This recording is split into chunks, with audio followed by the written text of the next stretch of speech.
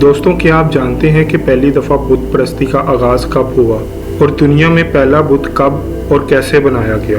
क्या आपको पता है कि इसकी इबादत किस तरह से शुरू की गई? आज की इस वीडियो में ये सारी इन्फॉर्मेशन आप तक पहुंचाने की कोशिश की जाएगी, लेकिन उससे पहले आपसे छोटी सी गुजारिश है कि मेरे चैनल को सब्सक्राइब करें और साथ मौजूद बेल आइकॉन को दबाएं ताकि इसी तरह की इंफॉर्मेटिव और इंटरटेनमेंट पर मबनी वीडियोस के नोटिफिकेशन आपको बर वक्त पहुँच सकें। दोस्तों, हज़रत आदम अलैहिस्सलाम के इस दुनिया में आने के बाद इनकी औलाद इस दुनिया में काफ़ी फली फूली और एक मुद्दत गुजरने के बाद वो खुदा को भूल गई। वो लोग एक खुदा की इबादत करना भूल गए और उसके बदले में मिट्टी के बुतों को बनाकर उनकी पूजा करनी शुरू कर दी। ना सिर्फ इनकी इबादत गाहें बुतों से भर गई बल्कि इनके घरों में भी बुतों का रिवाज आम हो गया। ये लोग उन बुतों की पूजा करते और उनसे अपनी मुरादें मांगते, जबकि हज़रत नूह अलैहिस्सलाम ने अपनी उम्मत को अल्लाह ताला के एहसानात बताकर उनको सीधे रास्ते पर चलने की तनकीद की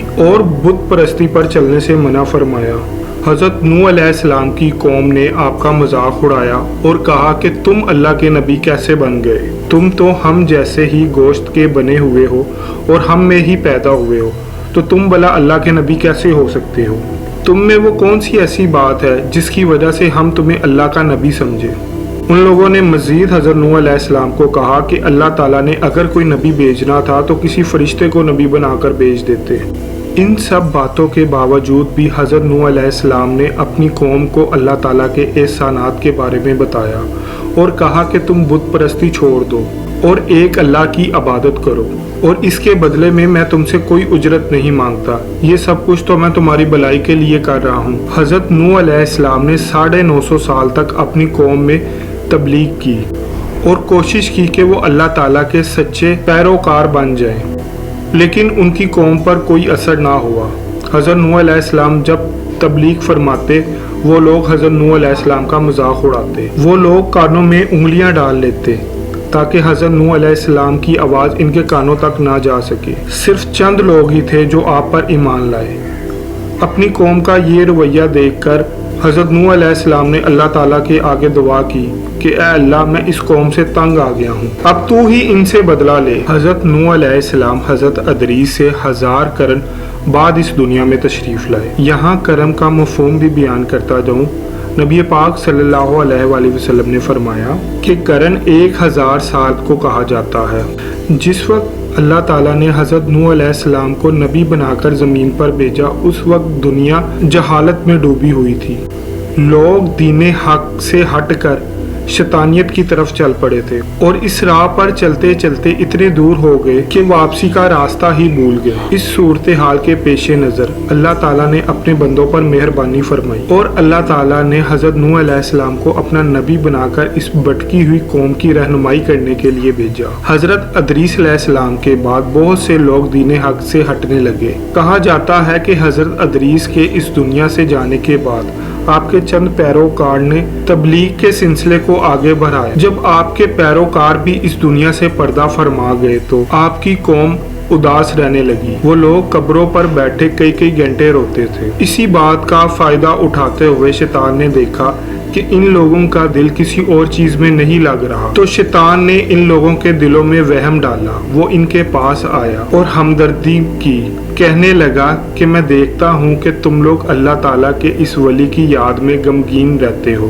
क्यों ना मैं अल्लाह के इन वलियों की तस्वीर बना दूं ताकि तुम्हारे दिलों को कुछ करार हासिल हो जाए। यूं शैतान ने एक तस्वीर बनाई और उस जगह रख दी जहाँ अल्लाह के वली बैठकर तबलीग का काम करते थे। जिसके बाद सूरत हाल ये होना शुरू हो गई कि लोग उस तस्वीर को देखते और इबादत करते। इसके अलावा हज़रत अदरीस अलैहिस्सलाम की कौम का कोई भी फ़र्द जब इस दुनिया से रुखसत होने लगता तो अपनी नस्ल को ये तनकीद करके जाता कि अल्लाह ताला की इबादत ना छोड़ना। लेकिन जैसे जैसे वक्त गुजरता गया हालात बदलना शुरू हो गए اور ان کے پیروکار یہ سمجھتے رہے کہ ہمارے ابواہ و جداد ان تصاویر کی عبادت کرتے تھے، تو وہ بھی بڑے ذوق و شوق سے ان تصاویر کی عبادت کرنا شروع ہو گئے۔ شیطان نے اس بات کا مزید فائدہ اٹھایا اور ہر ایک کے گھر میں ایک بت بنا کر رکھ دیا۔ یوں ارض زمین پر باقاعدہ طور پر بت پرستی کا آغاز شروع ہو گیا۔ حضرت عبداللہ بن عباس رضی تعالیٰ عنہ سے روایت ہے کہ حضرت نوح علیہ السلام کی قوم کے یہی بت بعد میں عرب میں بھی پہنچ گئے۔ اسی طرح اللہ تعالیٰ سورہ نوح میں فرماتا ہے، اور کہنے لگے اپنے محبوبوں کو نہ چھوڑنا، اور ودو اور سوا اور یعوس اور یعوق اور نصر کو بھی ترک نہ کرنا۔ بیان کی جانے والی آیات میں تمام نام اللہ کے ولیوں کے ہیں جو حضرت ادریس علیہ السلام کے پیروکاروں میں سے ہیں، لیکن ان کی وفات کے بعد لوگوں نے ان کی قبروں پر جانا شروع کیا، جس پر شیطان نے قوم ادریس کو ولگلایا اور کہا انہی کی بدولت نبیوں کی دعائیں قبول ہوتی تھی اور ان پر بارشیں برستی تھیں، اور اگر تم لوگ کہو تو میں تمہیں ان کی تصاویر بنا دوں۔ اس طرح ان کی تصویریں ان جگہ رکھ دی گئیں جس جگہ یہ اللہ کے ولی بیٹھ کر اللہ تعالیٰ کی اطاعت کرتے تھے، لہٰذا ودو وہ پہلے بزرگ ہیں جن کے بت کی پوجا زمین پر سب سے پہلے کی گئی۔ دوستو، جب زمین پر برائی اس قدر عام ہو گئی کہ بت پرستی اپنے زوروں پر تھی اور یہ لمحہ فکریہ تھا، تو اس پر اللہ تعالیٰ نے حضرت نوح علیہ السلام کو اس قوم کی طرف ہدایت کے لیے بھیجا تاکہ ان کے ذریعے اللہ تعالیٰ اپنے بندوں پر رحم و کرم فرمائے اور ان کو شیطان کے شر سے نکال کر نیک راہوں کی طرف گامزن کیا جائے۔ اب حضرت نوح علیہ السلام نے اس قوم کو ہدایت کی طرف بلانا شروع کیا تو کسی نے بھی آپ کی بات پر کوئی توجہ نہیں دی سوائے چند غریب مسکین لوگوں کے جو تعداد میں بہت کم تھے۔ قوم ادریس کے چند لوگوں نے آپ پر یہ الزام لگا دیا کہ آپ یہ سب کچھ اس لیے کرنا چاہ رہے ہیں کیونکہ آپ اس قوم کے سردار بننا چاہتے ہیں، لہٰذا آپ کی قوم نے آپ پر ظلم و ستم کے پہاڑ توڑنا شروع کر دیے۔ کبھی آپ کو زبان سے تکلیف دی جاتی تو کبھی آپ پر پتھر برسائے جاتے۔ حضرت نوح علیہ السلام نے اپنی تمام کوششیں کر لی، لیکن اس وقت قوم کے کانوں پر سیسا پگھلا کر ڈال دیا گیا تھا۔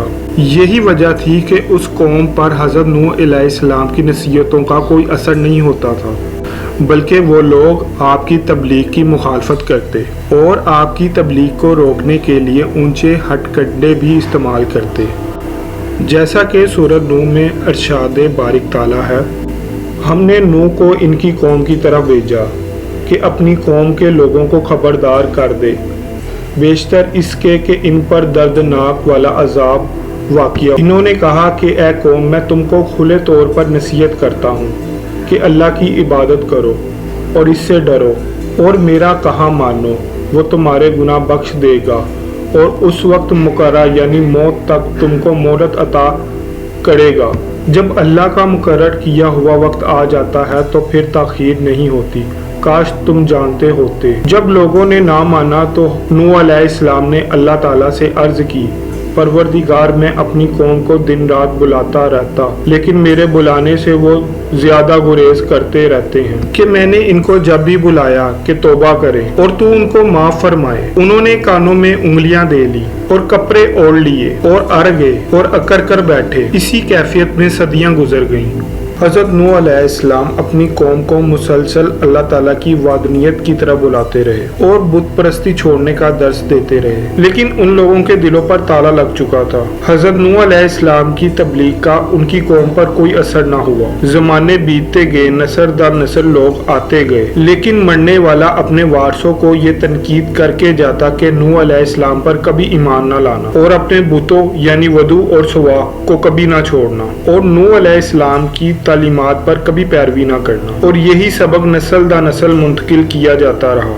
لہٰذا جب نوح علیہ السلام اپنی قوم کے اس رویے سے بزدل ہو گئے تو اپنی قوم کے لیے بد دعا فرمائی جو اللہ تعالیٰ کی بارگاہ میں مقبول ہو گئی۔ حضرت نوح علیہ السلام اپنی قوم کو جب اللہ تعالیٰ کی وحدانیت کی طرف مائل کرتے، اللہ تعالیٰ کی طرف سے آنے والے عذاب کو لے کے بھی ڈراتے، لیکن ان کی قوم ان کا مذاق اڑاتی، اور وہ لوگ مزید حضرت نوح علیہ السلام کو کہتے، اگر تم سچے ہو تو اپنے اللہ کو ہم پر عذاب نازل کرے۔ یہ سب کچھ ہونے کے بعد اللہ تعالیٰ نے حضرت نوح علیہ السلام کو کشتی بنانے کا حکم دیا۔ آپ کی قوم نے جب یہ دیکھا تو آپ کا مذاق اڑایا اور کہنے لگے کیا کشتی کو خشکی پر چلاؤ گے؟ کیا اللہ کی تبلیغ چھوڑ کر یہ نیا کام شروع کر دیا ہے؟ دوستو، حضرت نوح علیہ السلام نے کشتی کیسے تیار کی اور طوفان نوح کا واقعہ کیا ہے، یہ آپ کو اگلی ویڈیو میں بتانے کی کوشش کروں گا۔ مجھے دیں اجازت اور اپنا خیال رکھیں۔